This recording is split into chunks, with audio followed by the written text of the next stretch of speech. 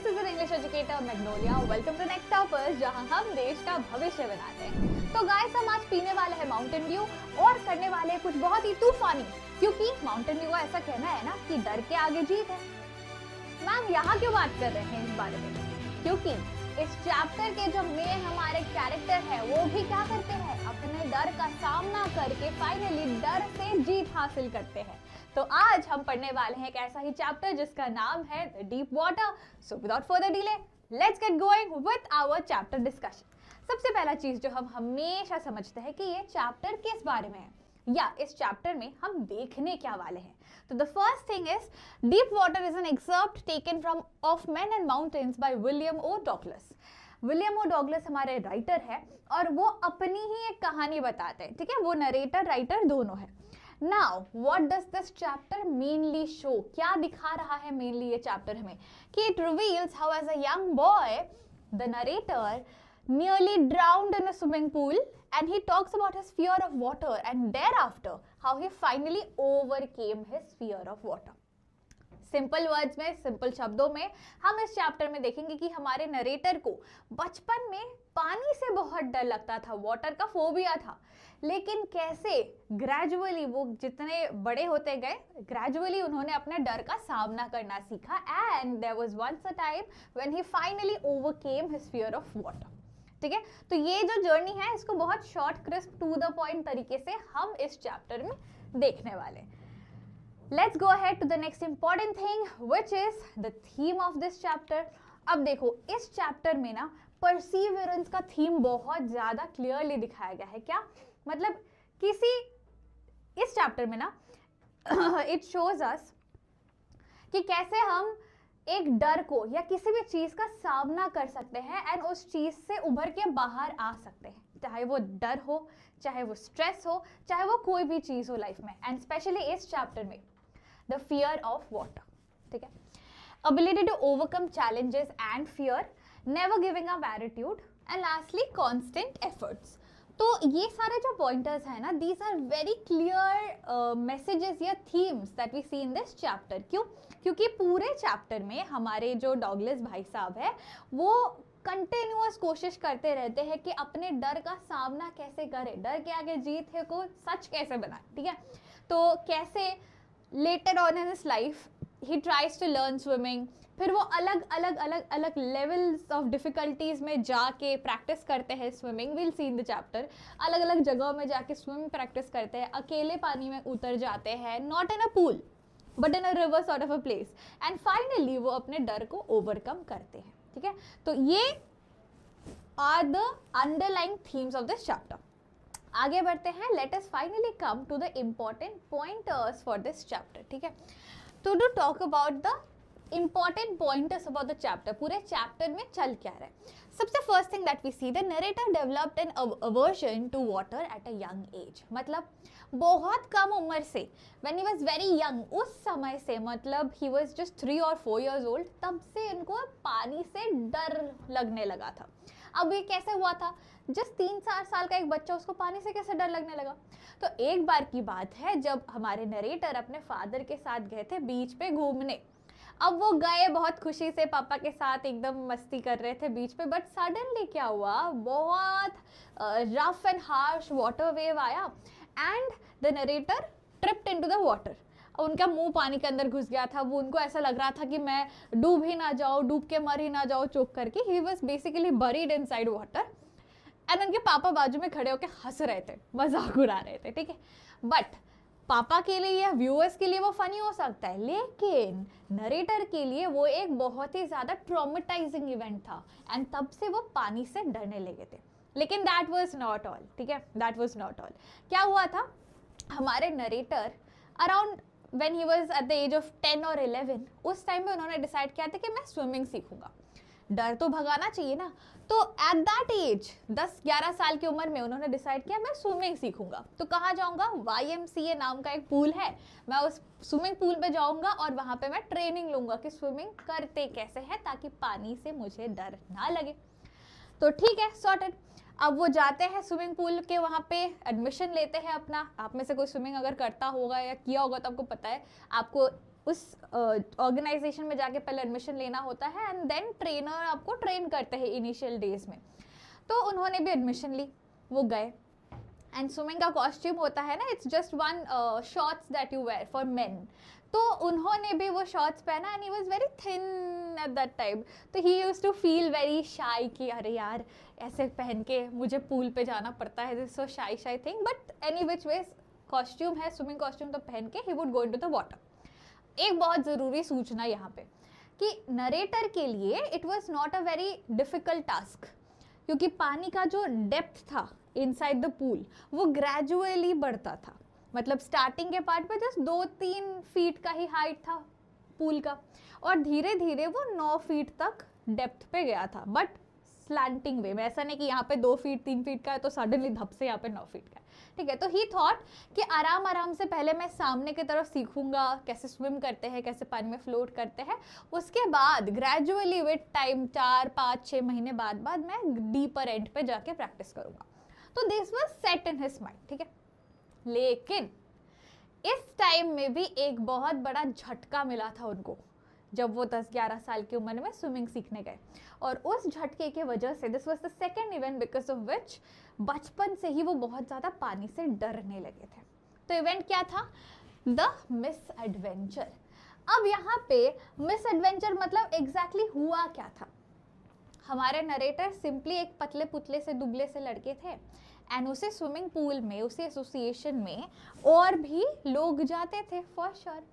अब एक टीनेजर लड़का था एंड टीनेज में आते ही क्या हो जाता है, एकदम हमें अपने आप को हीरो मानने लगता है, अरे हमारे सामने कौन आएगा, ऐसा वाला एटीट्यूड आ जाता है। तो वैसे ही एक ग्रुप ऑफ बॉयज थे जिनमें से एक लड़का आके इसको धमकाने लगा और फिर उसको उठा के पानी में फेंक दिया, क्योंकि इस लड़के को लगा था कि शायद इसको आता होगा स्विमिंग, खुद को बचा लेगा, पानी में फ्लोट तो कर ही लेगा। उस हिसाब से इसको बुली करने के लिए उठा के पानी में फेंक दिया। अब पानी में जाने के बाद शुरू हुआ एक important aspect of the chapter, वो पूरा ड्राउनिंग का सीक्वेंस। कैसे पहली बार, दूसरी बार, तीसरी बार, तीनों बार के अलग अलग एक्सपीरियंसेस थे एंड मेंटली खुद को वो कैसे बिल्डअप कर रहे थे कि कैसे मैं खुद को बचाऊं, कैसे मैं खुद को निकालूं। वो पूरा narration is very important over here, ठीक है। That brings me to my third point कि Douglas tried to save his life.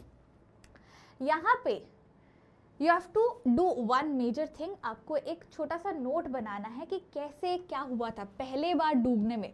We will discuss it right now, but पहले बार डूबने में उनका मेंटल स्टेट क्या था, वो अंदर ही अंदर क्या सोच रहे थे कि खुद को कैसे बचाएंगे, वॉज ही सक्सेसफुल और नॉट। फिर दूसरे बार जब वो डूबने जा रहे थे तब उनका मेंटल स्टेट क्या था एंड वॉज ही सक्सेसफुल और नॉट। एंड अल्टीमेटली तीसरे बारी वो फिर से पानी में डूबे थे and what was his mental state eight that time.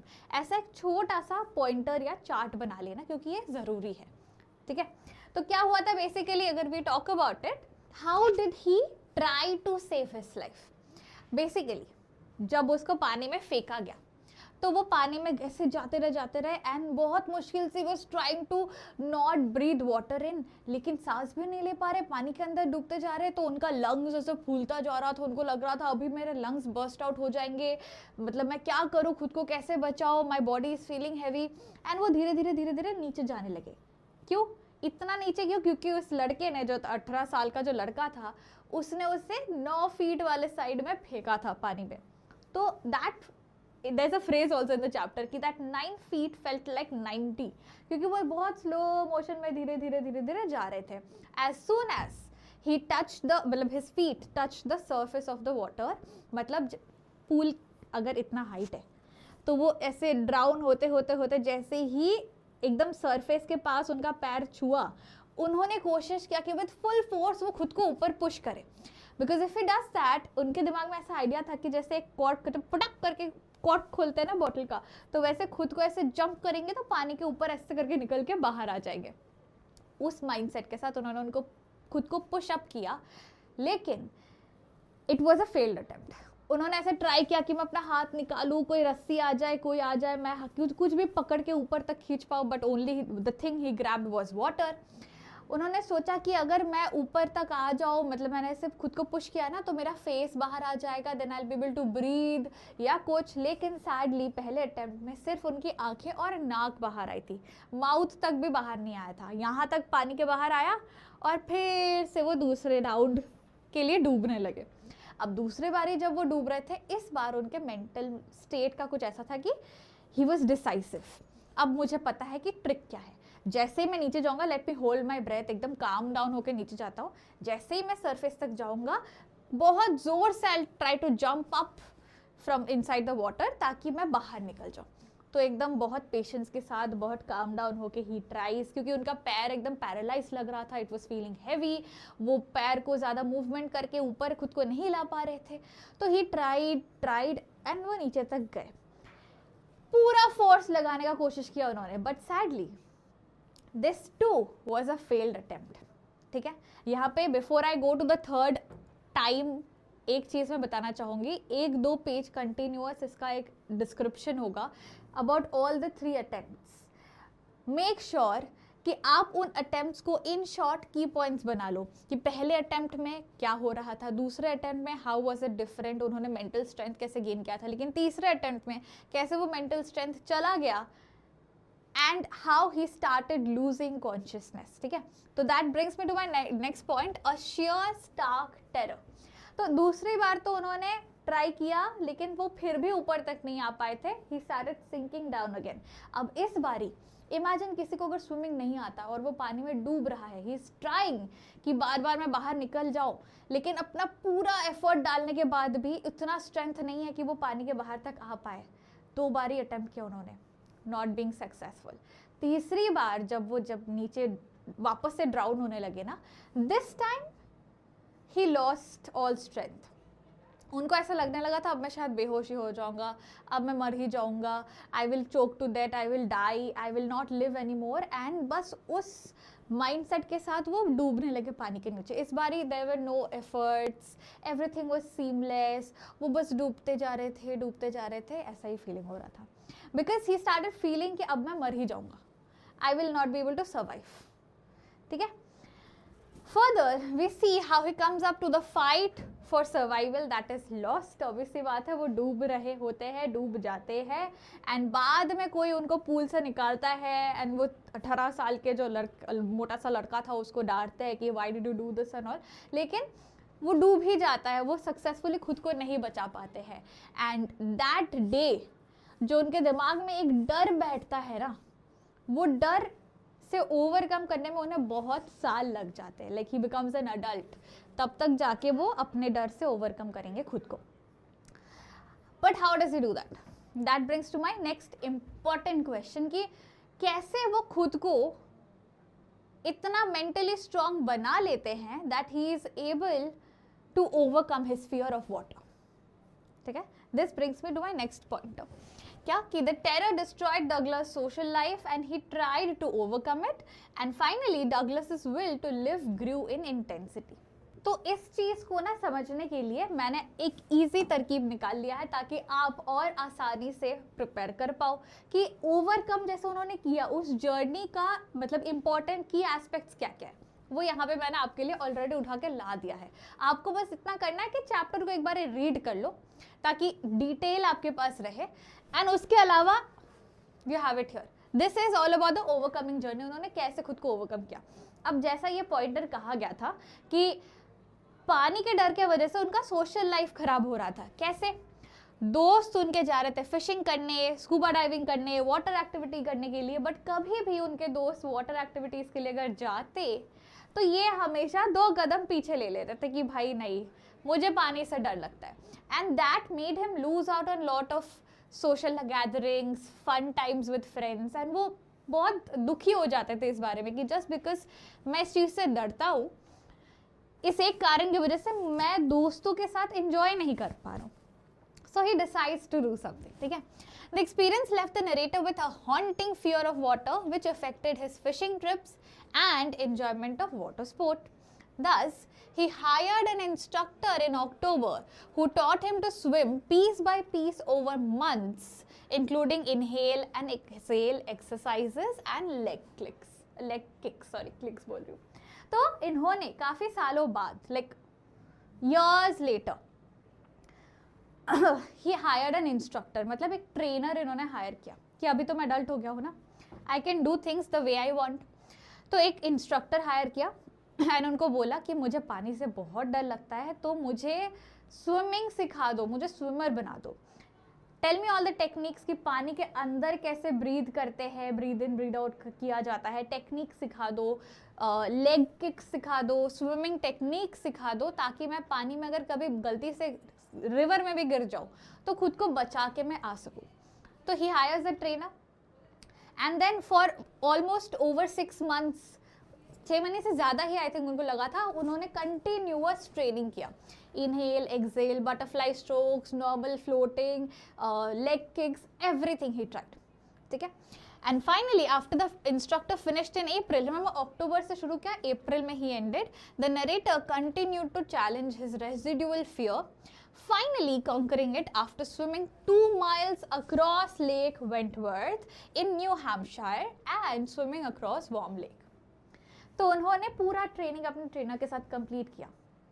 That was done. Trainer was like अब मेरा काम हो गया, अब मैं आपको क्या सिखाऊं। तो the narrator now was like अब मैं खुद को चैलेंज करता हूँ, मतलब मेरे साथ कोई है तो मैं स्विम कर पा रहा हूँ, that is a different thing, लेकिन क्या अगर मैं अकेला हूँ और कभी पानी में जाता हूँ तो मैं safe, like am I feeling safe enough, am I ready mentally, क्या मेरा डर मिट गया है। इन चीज़ों को समझने के लिए एंड खुद का डर कंप्लीटली 100% भगाने के लिए अलग अलग लेक्स एंड रिवर्स में वो जाते हैं एंड कोशिश करते हैं पानी के अंदर जाके स्विम करने का। And finally after a few attempts he wins over, डर के आगे जीत है, को सक्सेसफुल कर देते हैं when he finally swims 2 miles across Lake Wentworth and across the Warm Lake. ठीक है। And finally the deep meaning of this experience was that all we have to fear is a fear itself. How it is said कि मतलब डर ये हर किसी के लिए applicable है, आपके लिए भी एप्लीकेबल है कि अगर आप बोर्ड से डर रहे हो, आपको लग रहा है मेरा सिलेबस कंप्लीट नहीं हुआ है, आई डोंट नो मैं कैसे अपियर करूँगा, तो डर आपको तभी डरा सकता है जब आप डर से डर रहे हो। कॉम्प्लिकेटेड है ना। बेसिकली अगर आप किसी चीज़ से बहुत ज़्यादा डर रहे हो तो वो डर आपको और डराएगी और हॉन्ट करेगी। कुछ भी डर लगता है ना, सपोज अंधेरे से डर लगता है, कोशिश करो एक बारी अंधेरे में जाओ, क्या होगा, डायनासोर आ जाएगा, भूत आ जाएगा, क्या होगा। Try to face your fear, एक बारी आपने कर लिया ना, यू विल सी आपका डर चला गया, you are not scared anymore. Similarly अगर बोर्ड्स के लिए आपको डर लग रहा है सिलेबस कंप्लीट हुआ है नहीं हुआ है, सपोर्ट चाहिए, बिना सपोर्ट के जैसे मर्जी आपको, सिलेबस अगर आपने कंप्लीट कर लिया और सक्सेसफुली एक सैम्पल पेपर कंप्लीट कर लिया खुद से ऑन टाइम, फिर आपका बोर्ड से डर चला जाएगा, ठीक है। तो this is all about the important matters of this chapter. सबसे पहले अगर समराइज करूँ इस चीज़ को ना, उनको डर क्यों लगा था, नरेटर को पानी से डर क्यों हुआ था, 2 कारण हैं, एक वो जब 3-4 साल के थे, दूसरा जब वो 10-11 साल के थे, ठीक है। वो 2 रीजंस पता रखना, उनके इवेंट्स का सीक्वेंस याद रखना। दूसरा, जो ड्राउनिंग एक्सपीरियंस था 3 फेजेस में हुआ ना, first phase, second phase, third phase, जब वो ड्राउन हो रहे थे, वो फेजेस इंपॉर्टेंट है और उन फेजेस में उनका मेंटल कंडीशन कैसा था वो इंपॉर्टेंट है। तीसरा, उन्होंने क्या किया in order to overcome his fear. And चौथा, what is the proof that he actually did overcome his fear. वो यही पॉइंट है ना कि जब वो फाइनली 2 माइल अक्रॉस इस लेक पे क्रॉस किए थे ना, lake Wentworth, and then he also swam across the warm lake, ठीक है। तो these are 4 important aspects of this chapter, इनको की पॉइंट्स बना के अच्छे से समझ के रखना। ऑल्सो इस चैप्टर से कॉम्पिटेंसी बेस्ड क्वेश्चंस को फॉलो करना है अपने को, ठीक है।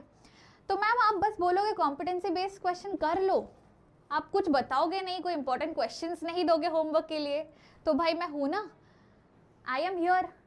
आप क्वेश्चंस देखो, अगर कोई क्वेश्चन लग रहा है मुझसे करेक्ट करवाना है, उस क्वेश्चन का आंसर चैट में लिखो या फिर मुझे इंस्टाग्राम पे डीएम करके भेजो। I am here to support you, ठीक है, बट वो मेहनत करनी पड़ेगी आपको। क्वेश्चंस क्या क्या है जल्दी से देख लेते हैं, some of the important questions of this chapter. क्या क्या है? Firstly narrate the episode of drowning, obviously मैंने बोला ही है वो तीनों बार ड्राउनिंग होने का एक्सपीरियंस कैसा था वो. Discuss about the efforts of narrator made to overcome from his fear of water.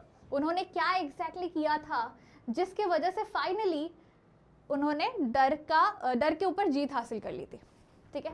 Next, where there is a will there is a way. The above saying aptly describes the character of Douglas from Deepwater and Mukesh from Lost Spring. Compare and contrast their characters in terms of their courage, determination and pursuit of their goals. या same question है, इसका एक और वे में इसको घुमा के लिख सकते हैं कि analyse the characters of William from deep water and Mukesh from lost spring in terms of their determination and will power in pursuing their goals. दोनों सेम क्वेश्चन है, बट जैसे मैं हमेशा कहती हूँ सवाल बहरूपिया होता है, घुमा फिरा के लिटरेचर में पूछ ही लेते हैं, तो दो अलग वेज में लिखा है सेम सवाल को. आंसर क्या होगा? सिमिलर है ना कि हमारे जो डॉगलस भाई साहब है वो कितना करेज दिखाते हैं कि he wants to overcome his fear and वो डिटर्मिनेशन के साथ उस चीज़ पे काम भी करते हैं. एंड सिमिलरली हम मुकेश फ्रॉम लॉस्ट स्प्रिंग में देखते हैं कि ही हैज़ द करेज, उसमें इतनी हिम्मत है कि वो अपने जो ये बैंगल मेकर का सोसाइटी चेन बना हुआ है ना उसको तोड़ के वो एक मोटर मैकेनिक बनना चाहता है. And mentally he is determined कि मैं बैंगल मेकिंग इंडस्ट्री से हट के अपने फैमिली को बेटर कंडीशन में जीने दूंगा, खुद के लिए भी मैं कुछ बेटर करूंगा, मैं मोटर मैकेनिक बनूंगा. This is the basic point. ठीक है. एक और क्वेश्चन है कि how did Douglas develop an aversion to water, how did he overcome his fear of water. ठीक है, ये सवाल तो है, बट इसके अलावा आपको इस चैप्टर के लिए कुछ कॉम्पिटेंसी बेस्ड क्वेश्चन प्रैक्टिस करनी है और एक्सट्रैक्ट बेस्ड क्वेश्चंस भी सॉल्व करनी है. ठीक है. So that's it for this chapter. जैसे मैंने कहा, you feel free to post your answers on the chat. मैं खुद पर्सनली चैट देख के, आई मीन कमेंट सेक्शन देख के वहाँ अगर आप चैट पे आंसर दे रहे हो तो मैं खुद रिप्लाई करूँगी. अगर आप इंस्टाग्राम पे भेज रहे हो, I try to reach out to all the messages and अगर आप आंसर भेज रहे हो या क्वेश्चन डाउट भेज रहे हो तो मैं उनका रिप्लाई ज़रूर करूँगी. ठीक है. So keep studying, keep working hard, डर का सामना करो and I am very sure आप बहुत अच्छा रिजल्ट कर पाओगे. Till the time we meet again, stay smiling and happy. Signing off your teacher Magnolia. Bye bye guys, take care, lots of love.